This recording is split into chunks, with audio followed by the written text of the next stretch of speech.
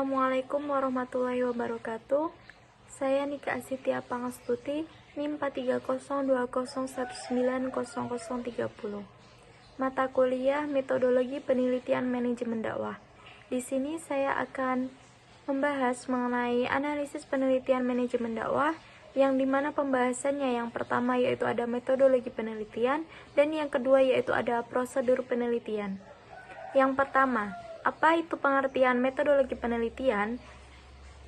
Yaitu istilah dari penggunaan metodologi sendiri, itu berasal dari kata metode, logos, dan research, di mana metode dalam hal ini bisa diartikan cara terbaik untuk menyelesaikan masalah tertentu. Logos dapat diartikan sebagai ilmu pengetahuan. Dan research itu kata penelitian dalam bahasa Inggris, yang dimana artinya ialah mencari kembali permasalahan untuk dituntaskan dengan baik. Yang secara umum, metodologi penelitian itu diartikan sebagai proses atau cara ilmiah untuk mendapatkan data yang akan digunakan untuk keperluan penelitian. Adapun menurut Sugiono, yaitu yang dimaksud dengan metodologi penelitian adalah cara ilmiah untuk mendapatkan data dengan tujuan dan kegunaan tertentu. Kemudian ada manfaat dari metodologi penelitian, yaitu sebagai berikut. Yang pertama ada menggunakan metodologi, maka peneliti bisa memudahkan pekerjaan agar sampai pada tahap pengambilan keputusan atau kesimpulan-kesimpulannya. Kemudian yang kedua, menggunakan metodologi, maka para peneliti bisa mengatasi berbagai keterbatasan yang ada, misalnya keterbatasan waktu, biaya, tenaga, etik, dan lain sebagainya. Yang ketiga, kesimpulan yang diambil oleh peneliti itu maka bisa dipercaya. Kemudian yang terakhir, kesimpulan yang diambil bisa digunakan untuk memecahkan suatu permasalahan.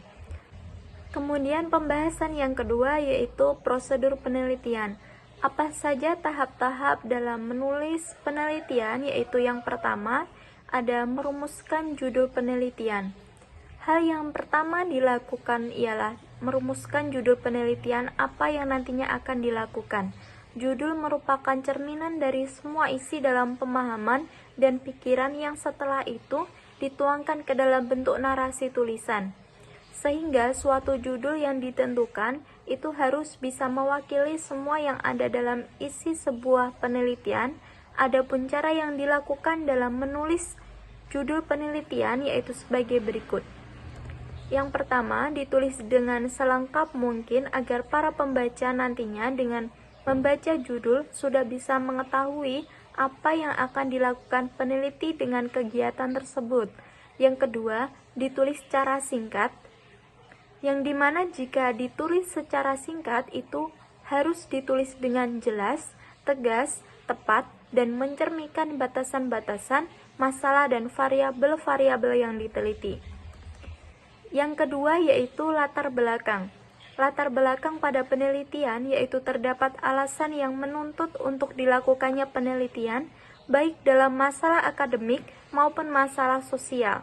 Sehingga latar belakang menjadi suatu alasan munculnya sebuah permasalahan yang ditarik kesimpulan secara khusus dari suatu pemikiran atau berdasarkan hasil studi penjajakan.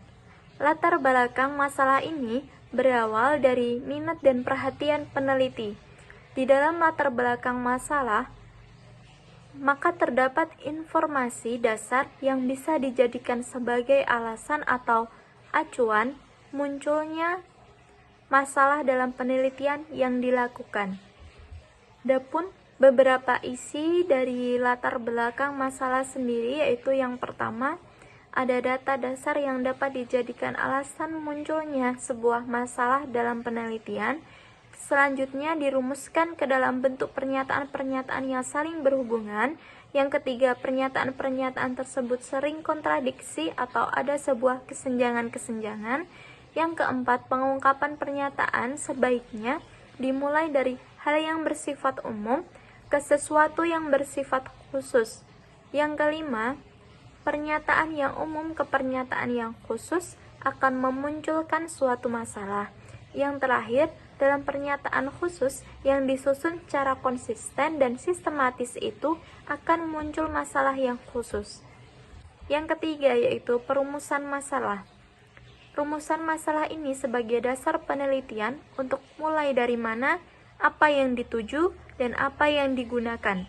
Saat merumuskan suatu masalah, biasanya menggunakan pernyataan seperti ini: bagaimana, apa, mengapa, dan sebagainya. Yang keempat yaitu tujuan dan manfaat penelitian. Tujuan penelitian berhubungan secara fungsional dengan rumusan masalah yang secara spesifik, terbatas, dan dapat diperiksa dengan hasil penelitian.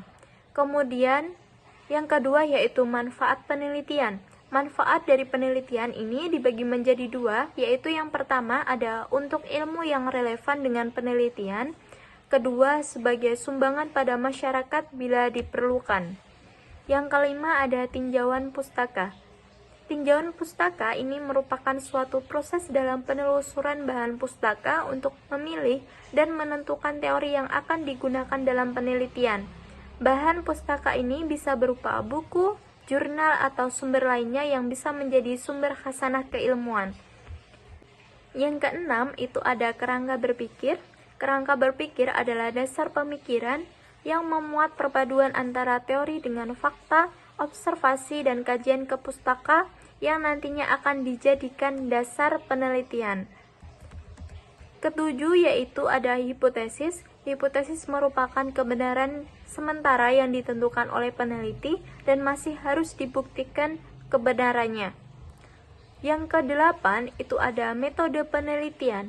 Metode penelitian pada bagian ini diuraikan dengan langkah-langkah yang akan dilakukan untuk mendapatkan data yang diperlukan. Yang terakhir yaitu daftar pustaka, di mana daftar pustaka ini di dalamnya yaitu terdapat daftar buku-buku, jurnal, proceeding, majalah, surat kabar, internet, serta sumber-sumber lainnya yang bisa digunakan sebagai acuan dalam penulisan proposal penelitian.